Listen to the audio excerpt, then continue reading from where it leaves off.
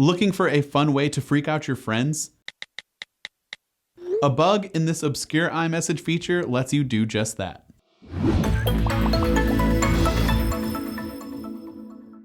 While we were researching fun tips and tricks for your iPhone, we ran across a rather obscure feature that Apple included in Safari and in Messages. As we all know, when you share a URL in Messages, iOS will send a rich preview of the link, often with a graphic from the shared website.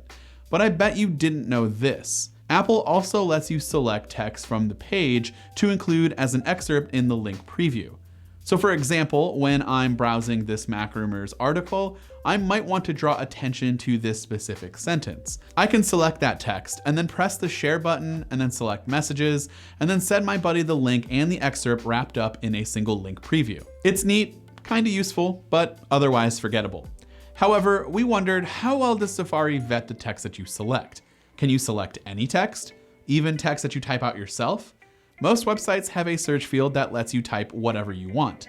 If you select that text that you type in the search field and do the same procedure to share the URL, you can suddenly insert arbitrary text into the official looking link preview. We found that it works easiest when doing this in landscape mode, however, so that the share button is still accessible. It can work in portrait, but it's a bit inconsistent. It seems to clearly be a bug, but it's a relatively harmless one. I don't think Apple's going to rush to get this fixed, so in the meantime, you can have some fun.